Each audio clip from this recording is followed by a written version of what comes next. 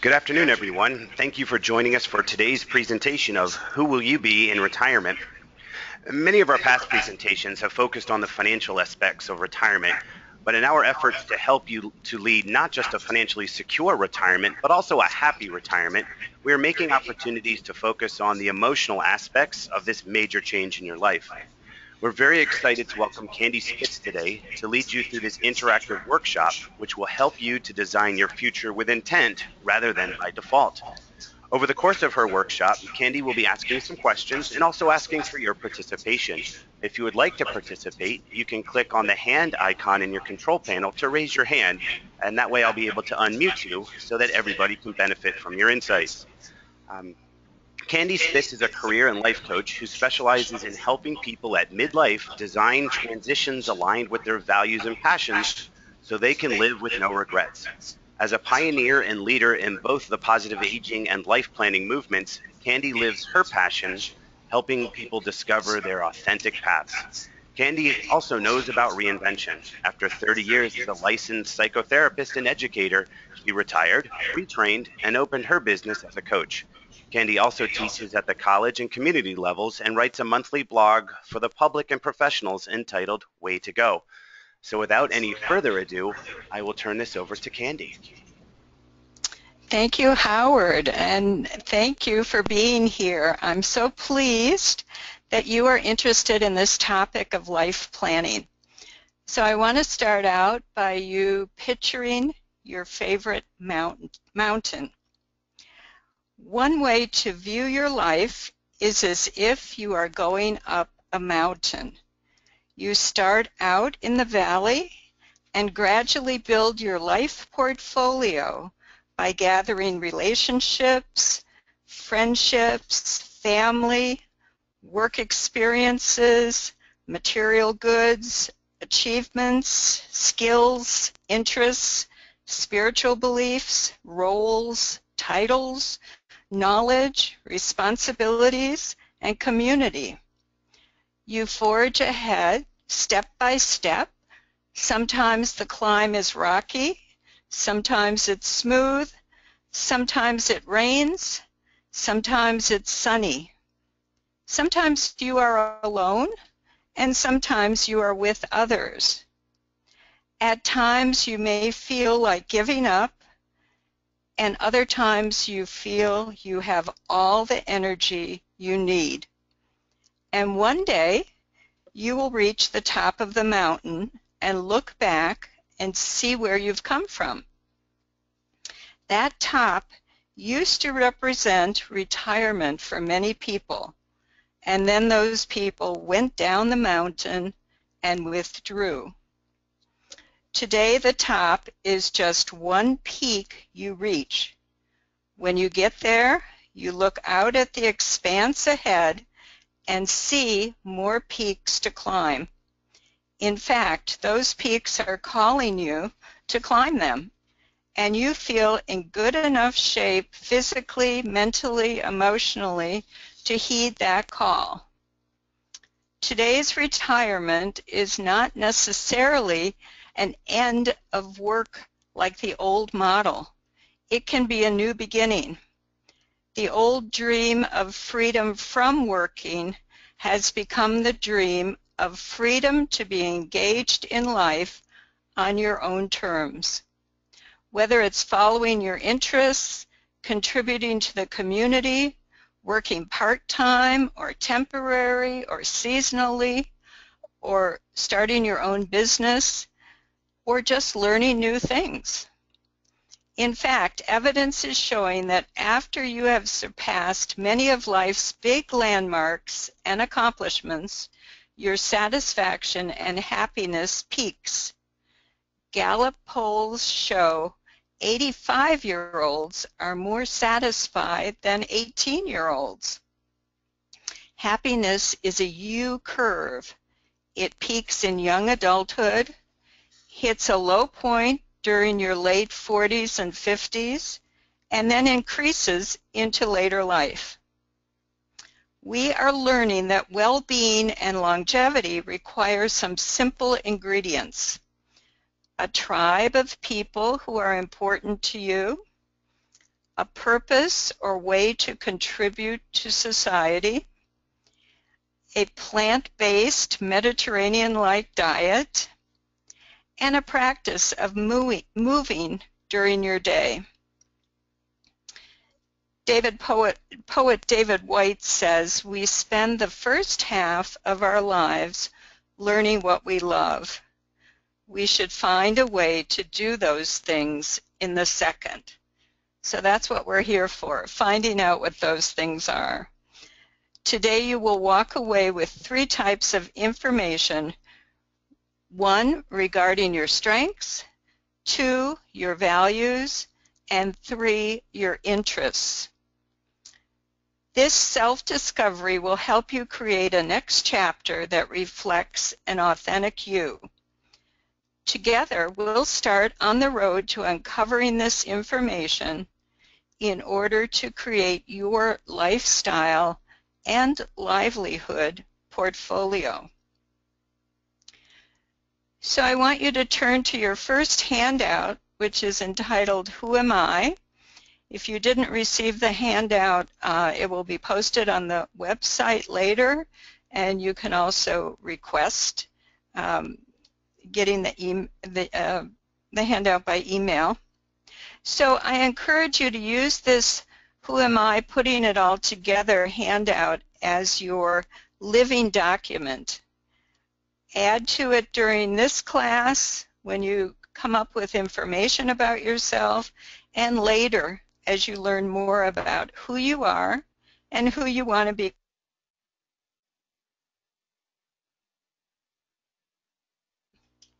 We're going to do a poll.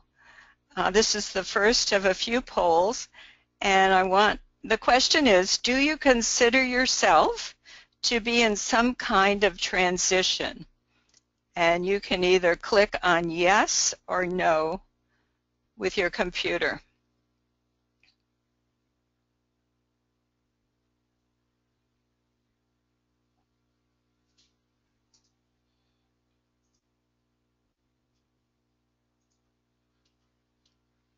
So here we find 85% of you consider yourself in transition, which is great. That's why you're here. And 15% of you are not in transition, but you probably will be later on. The second poll question is, are you retired? Choose either yes or no.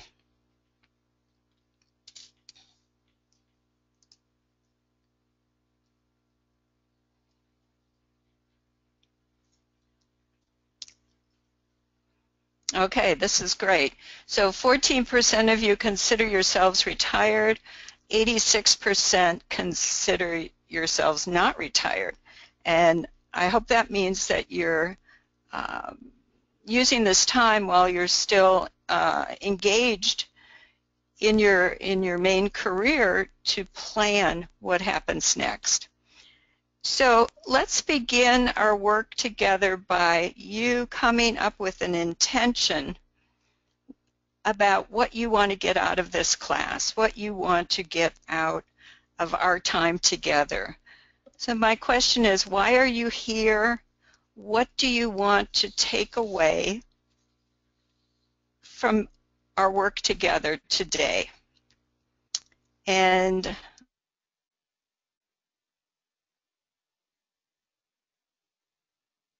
someone share with us why they're here, what they're looking for. So click on the hand to raise your hand, and Howard will call on you.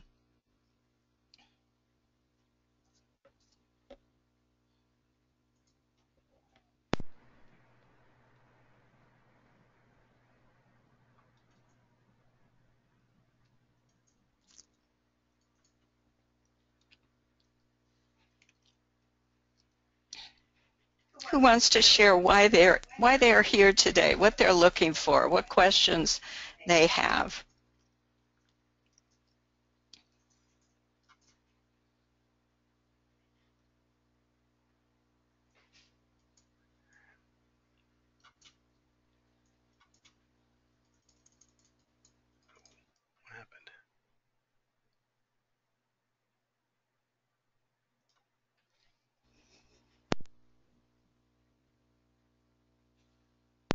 Carmen, your line is open.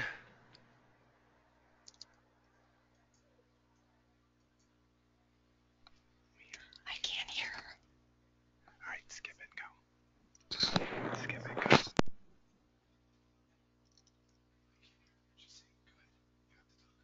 go. Okay.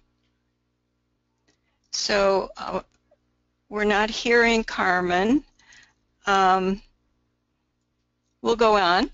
Leonard Sweet tells us the future is not something we enter, it's something we create. It's just as important to plan your lifestyle, which is how you want to live your life, and your livelihood, how you want to work, as planning your financials. Financial planning is essential to achieve a state of money maturity.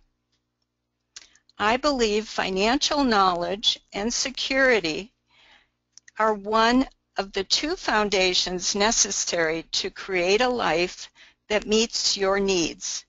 The second foundation is good health, both physical, mental, and spiritual.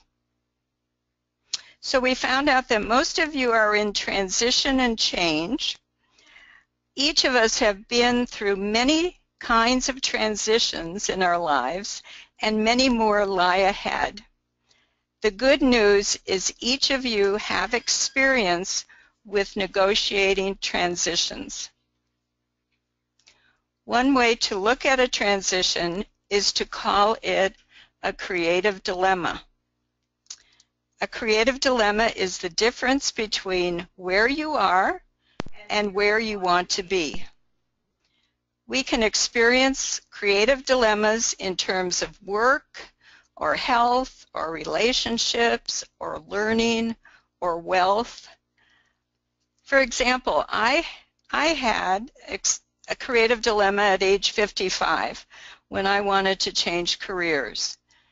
And at that time, I figured out my financials, I figured out when I could retire, and I started to go back to school to become a coach. So planning your future at any point is really valuable. Think about how you would describe your current creative dilemma or transition, and write that down on your Who Am I sheet under My Transition. It may be planning retirement, it may be career changing, maybe deciding where to live, beginning an exercise regimen, deciding whether to take classes. Joseph Campbell tells us, midlife is when you get to the top of the ladder and discover it's leaning against the wrong wall. It's really common for us to know what we don't want, but not know what we want, according to Abraham Maslow, the father of hierarchy of needs. To find your unique answers about what you want, it's often necessary to get quiet, bring up a blank slate, and listen for what comes up from within. My clients and students often say, Candy, I want you to tell me what to do next. I want you to give me the answers. In the spirit of full disclosure, I can't do that. This work is an inside job, but there are tons of resources to help you. So this is your time of life to ask yourself questions, go on a journey, become curious. The answers and directions don't come immediately. Instead, look at this as a process. One vital question that people ask is, what would be unlived if you died right now? Many people die with unexpressed voices in their hearts. We often don't realize who we are meant to be because we are busy trying to live out society's or our family's goals. For our time together, allow yourself permission to become aware of what's most important to you. Ralph Waldo Emerson says, to be yourself in a world that is constantly changing, that is constantly trying to make you something else, is the greatest accomplishment. Even if you don't have a clear vision of what you want next, the good news is due to the longevity revolution, you probably have many years ahead of you to discover it. We have gained 30 years of life expectancy in the 20th century.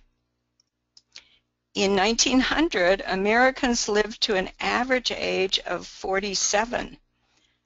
Today, the average age is 79, 30-plus years, and rising. A 60-year-old today has a life expectancy of 81.6 years. In addition, most people, even after their first retirement,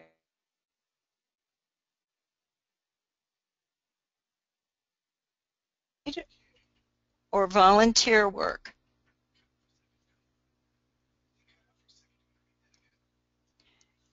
In addition, most people, even after their first retirement, want to continue working in some way, whether contributing by paid or volunteer work, but definitely working on their own terms. 72% of pre-retirees over 50 say their ideal retirement will include working. So work in retirement will become increasingly commonplace. It will become the fourth leg of our resources stool for retirement. We'll have Social Security, our pensions, savings, and possibly part-time work. So you do the math. How many years do you have ahead of you? Think about how you're going to spend them. So I'd like you to look at your second handout, the Lifeline, and on the left-hand side of the line, put your birth date, when you were born, and somewhere along the line, draw a hash mark for today's date, October 29th, 2015. Estimate how long you've come through your life. Are you halfway there? Are you 1/3? Are you 2/3? Mark today's date. Our first piece of information gathering is on your strengths. Using your personal strengths to solve problems, to design what's next, makes the work easier. So we're going to start with strength spotting. And I want you to look at your timeline. Think of times in your life when you were operating at your best. These are times when you were really operating on all cylinders. You were jazzed, life was energizing, you were having peak experiences. These may be times when you were in a job, in a relationship, had a special role, had a accomplishment. Maybe you were at your best in a hobby or when you achieved a goal. Think of one or two of these times when you were at your best and mark them on your lifeline.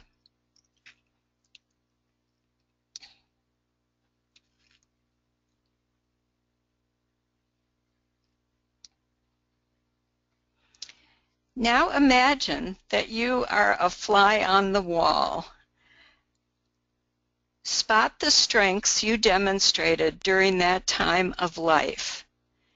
They could be strengths like perseverance, curiosity, humor, bravery, creativity, leadership, hope, love of learning, teamwork, or other strengths that you think of. Note these on your sheet, as well as add others that you know that you are aware of using, your strengths.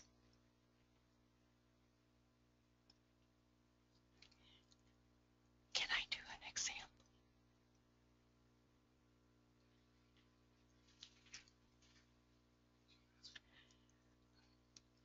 Can I ask a question? So, how was that? What did you learn about yourself? I'd like a volunteer to share with us what strengths they came up with. And again, just raise your hand by clicking on the hand signal.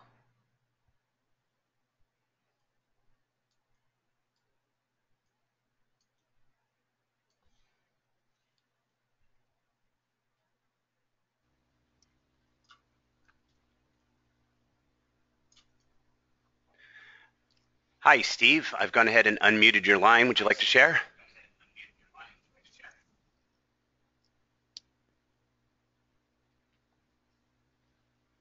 Steve?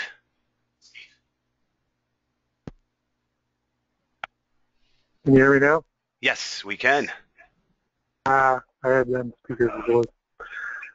Strength I always look at is perseverance, and as Candy had mentioned before, and the one that was always like, educational accomplishments, whether for myself and my kids as it is, and trying to get those. I mean, right now I do have a daughter in vet school as it is, trying to get her and getting there, and I did finish a master's many years ago type stuff, but I always work on IT certifications lately. But when you look when you get older into the retirement ages, but the IT industry is very hard to try and keep up in those. So persevering to try and keep up with technology is always an interesting challenge as it is. So, Thank you, Steve. Yeah, I totally agree with you. Perseverance is such an essential strength to have for all of us to accomplish our goals. And I want to share on the handout that I've given you on resources. If you all are interested in learning more about your strengths, there's a free assessment that I've included online. But continuing to use these strengths is really important in accomplishing whatever goals. Sorry, Katie. The other one is when you said creative dilemma, we also have in terms of our children maturing and standing on their own as it is type stuff. So I mean, whereas my daughter's in vet school and I'm in my late 50s and that stuff, and my son's in his late 20s, and I just lost a job here recently, and I kind of go, well, do I want him out of the house? And I go, he can help pay with the finances type stuff, but I would like him to go too, you know. So you're kind of stuck between both worlds as it is type stuff. So. Absolutely. I like to, when I do my timeline, I look at those years between 30 and 60 as a very, very busy time with responsibilities, raising children, working on careers, accumulating security. Those are really difficult years.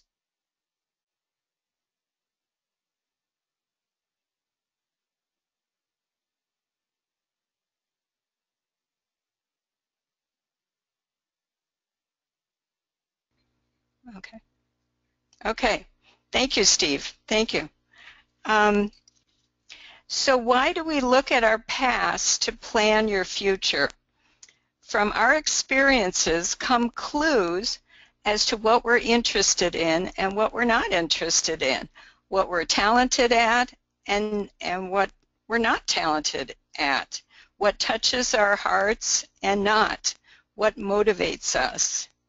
So always look, when you look back on your life, look for energy or emotion sensors, times when you were really, really engaged, because what was going on then is going to give you clues to what makes you become your best. people ask me, can't you give me a test that tells me what I'm good at, what I should do next? Yes, we do have those assessments, and usually we use them with high school kids, college-age people. But I believe the beauty of living a rich, filled life into one's 50s, 60s, 70s, 80s is that we have tons of information on what we like, what we don't like, our strengths, and our areas that need development. I believe we are better informed from our history than a standardized test. All of this information helps you come up with ideas of what is essential in your lives and what you can leave behind. We don't have to repeat things that haven't worked. You have 10 to 20 plus bonus years with a multitude of options on how to use them. Planning for them now, rather than seeing what comes up, ensures a life portfolio more authentically designed just for you. So we have another poll. So, this is a multiple choice. Do you find this time of your life, where you are right now, either exciting or confusing or scary? Pick one of them.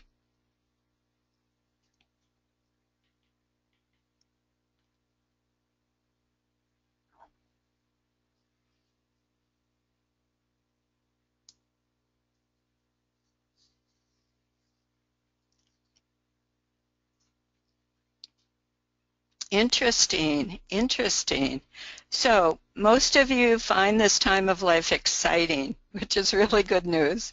I think the more that we can be curious, we can be, come at life with a full heart, the more we're going to come up with answers and reach our goals.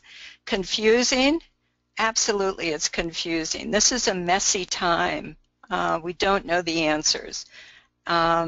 Scary? Also, there's a lot of uncertainty in life, and I think something to keep in mind is controlling the things you can control. There are lots of things that are not under our control, but if we do a good job of controlling what we can impact, we'll come out ahead.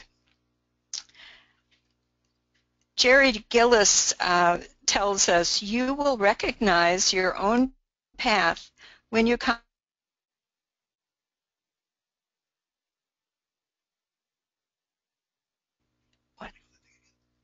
an imagination you will ever need. Maybe I'll repeat that again.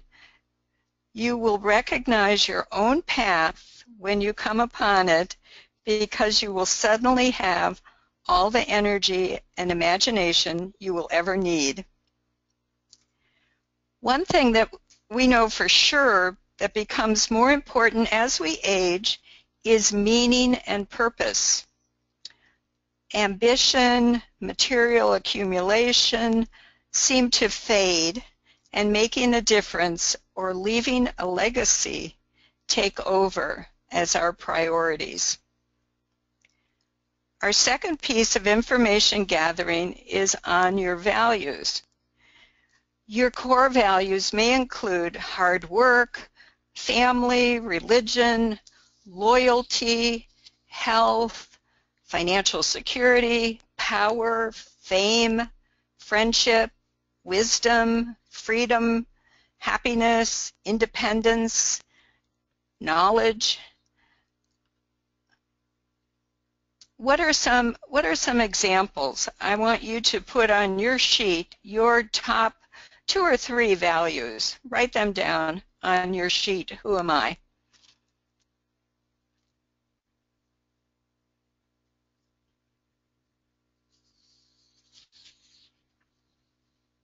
Who wants to share? Who wants to share 1 or 2 values that are important to them? Raise your hand by clicking the hand sign.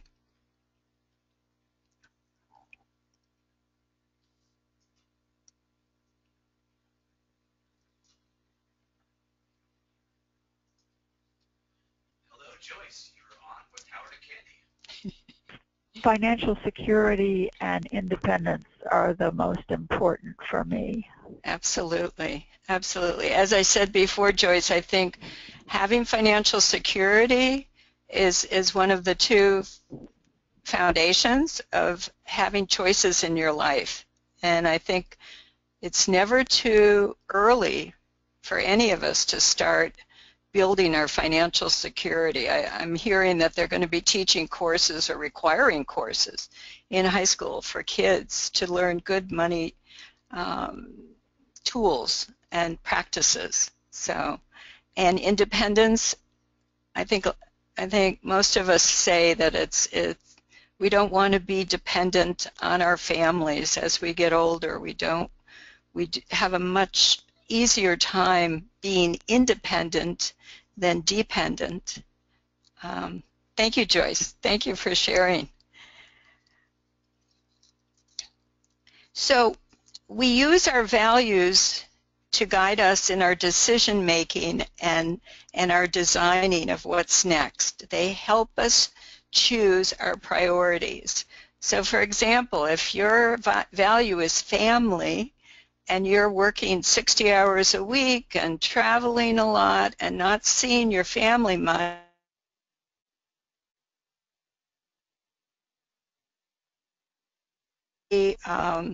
what needs to be changed so that you can be living your values. Here's a quote from Steve Jobs, and we all know the track of his life. He said, "If today were the last day of my life, would I want to do what I'm about to do today?" And whenever the answer has been no for too many days in a row, I know I need to change something. I think that's a great question we can all ask ourselves. So our third area of information gathering is discovering what are your interests and passions. Sometimes people say to me, I don't have any passions. You know, what's a passion? A passion seems so huge. But another way of describing a passion is something that you're really interested in, something you enjoy, something you gravitate.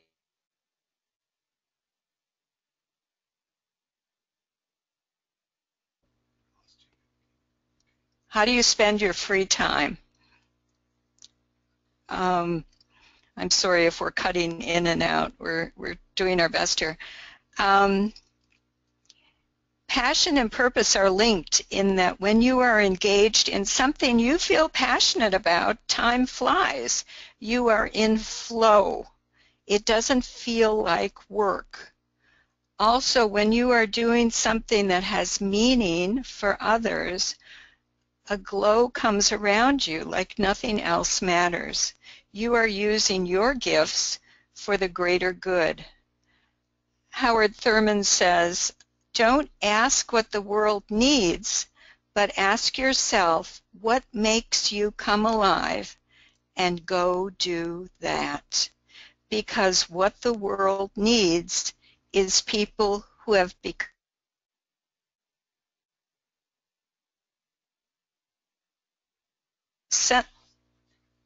is the sentence completion page. And I had the top 4 questions. When I have free time, I like to complete the sentence. I want to learn more about. It's never too late for me to. If I were 5 times more courageous, I'd. So who wants to share one of their answers to these top 4 questions I have on here? And feel free to raise your hand.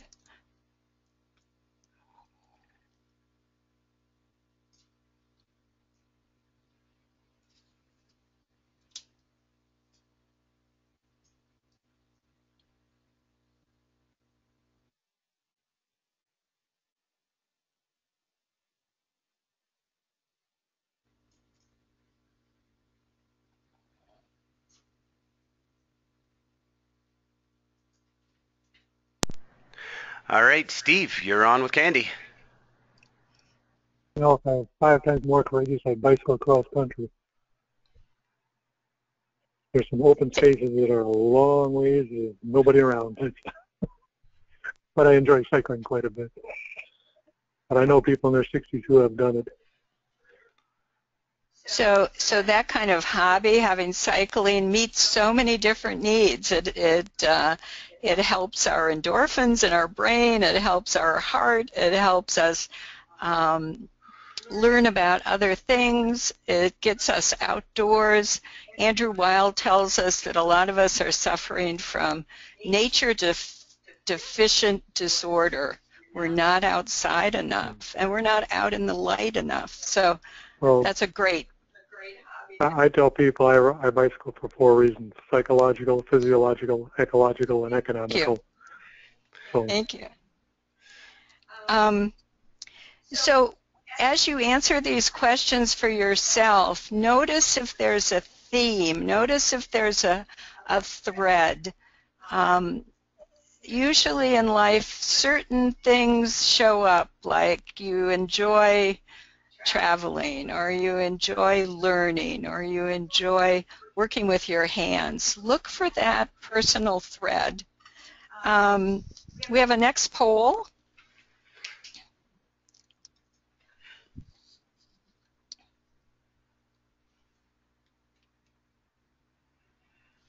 Can you identify 1 or 2 interests that give meaning and pleasure to your life? Yes or no?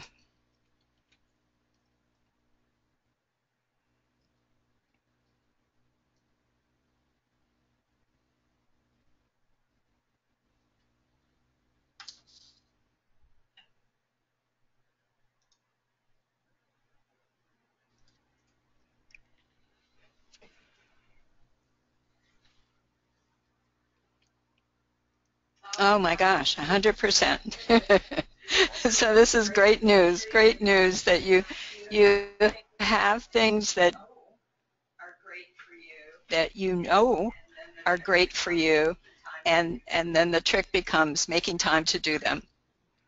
And often one of the biggest tools that helps us is, in order to make time for things that are important, we have to let go of other things.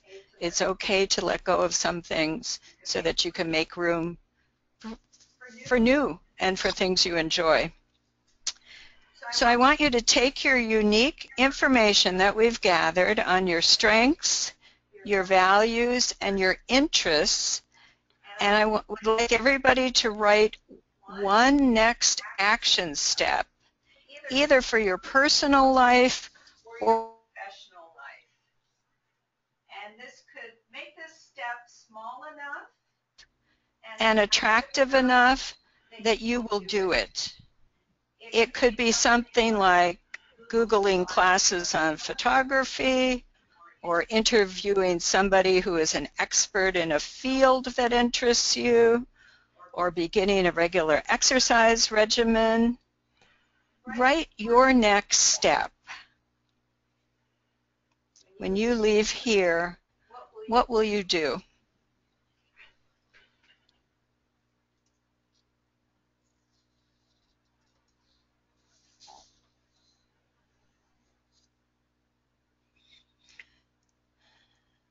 So I'd love to have somebody share their next step. By doing so, it increases your likelihood of completing it. And this is accountability. When you tell people what to carry it out. The same thing with writing it down.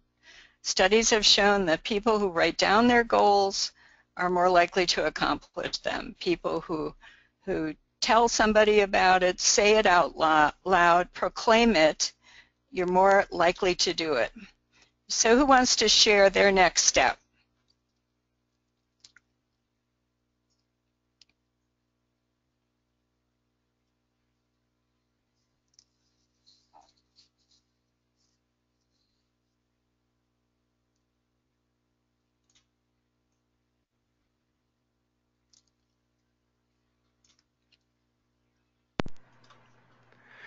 Hi, Cindy. Your line is unmuted.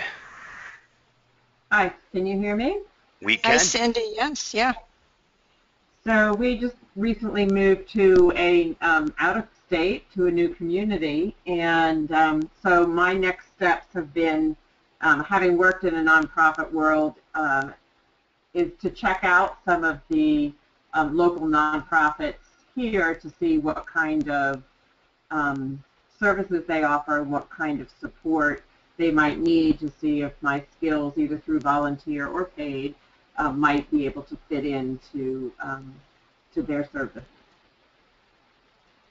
Wonderful, wonderful next step, Cindy. Good luck with that. And you know, a lot of people start as volunteers with organizations or serve on boards, and I've heard many stories of people then getting hired, or you certainly, you know, use that as a way to demonstrate experience and also a way to impact issues that you care about. So good luck with that. Good luck with that. Thank you.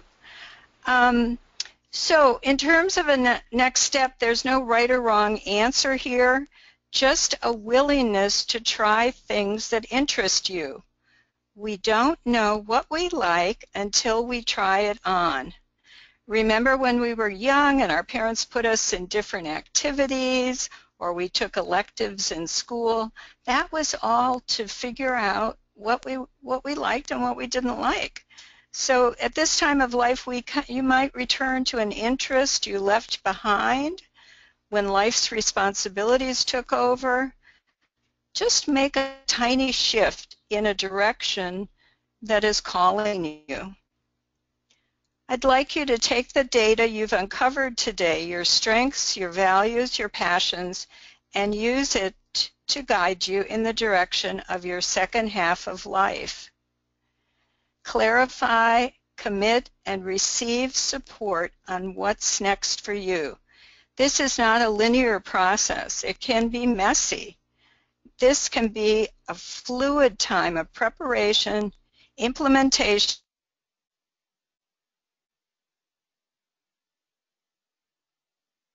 on, and discarding.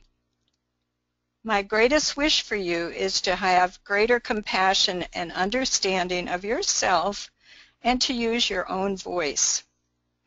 And you don't have to do this alone, and you don't have to do it all at once.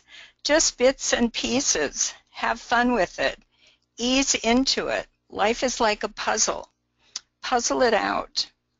Some people establish their own peer advisory board that is made up of friends, colleagues, family, people that you can discuss possibilities and plans, you can brainstorm. Other resources are books, courses in person and online, life coaches, conversations with peers, journaling. I've included a resource list. My website has blogs and resources.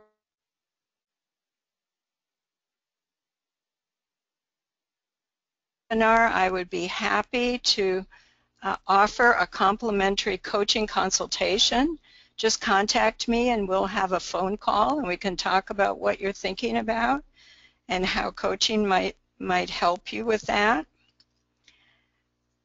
Joseph Campbell tells us that the privilege of a lifetime is being who you are. So in conclusion, I want to give you some homework. Like every good teacher, you have to have homework. I ask that you spend 20 minutes alone this week envisioning what you will do in your next chapter, who you will become. I want you to think about what you don't want to miss. You can write it down, sketch it out. You can make a vision board or a collage or a life puzzle. But start something now, or it will fall to the law of diminishing importance.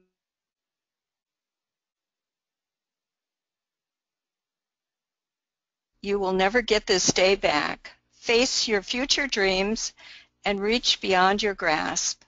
Make plans and goals slightly beyond your fingertips, not too easy and not too hard. Catherine Ryan Hyde says, I keep telling you the future isn't set in stone. It's not all decided yet. The future is just what's down the road we decided to walk on today. You can change roads anytime, and that changes where you end up. Ann Landers said, inside every 70-year-old is a 35-year-old asking, what happened?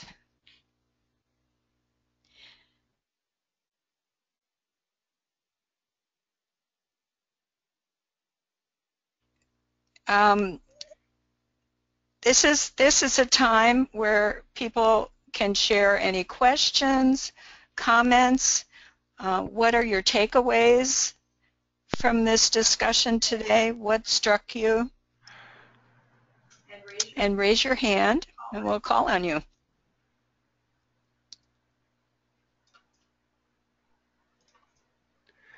Hi, Marianne.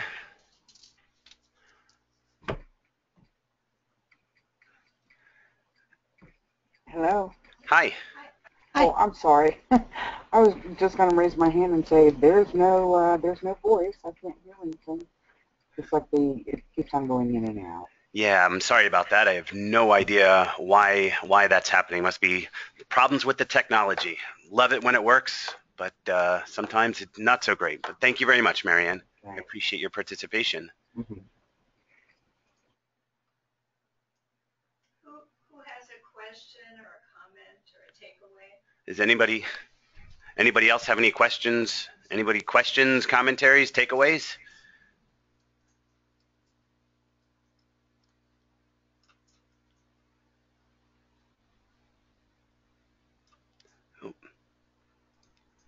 Hi, Cindy. Hi, I think the biggest thing for me, we just made a pretty big move, is allowing time for things to happen. I tend to be one that likes to have everything done quickly, and so that's, I think the biggest thing for me is that things will evolve, and I have to be patient and let those things occur as we go through, getting reestablished in a new community and looking for those passions and things that we enjoy doing. Absolutely. Those are words of wisdom. Patience, time. We can all take those to heart. Good luck with your... Yeah, and not having to control it all the time. Right. Letting go of control, right? I think what I've learned since I retired at 59 and started this new business as a coach, and I'm 68 now, and what I've learned is every year has been different and special, and opportunities float by like clouds, and I kind of pull a cloud down and see, examine it, decide if I want to do something with it, and it's a very different time of life than being in a full-time job that you've been doing for 10 or 20 years. So good luck to you. Other comments, questions? Takeaways?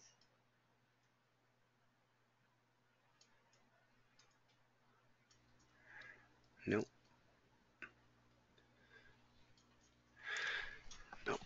So thank you very much. This has been my pleasure to be with you, and I wish you a very, very meaningful journey ahead.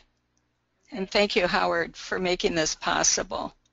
You're welcome, Candy. Thank you very much for talking to our folks today and helping us to lead that fulfilling next phase of our lives. Again, I apologize for some of the technology challenges. But again, thank you all very much for taking some time out of your day and spending it with us. I hope that you found this information beneficial and that it will make a meaningful change in your lives.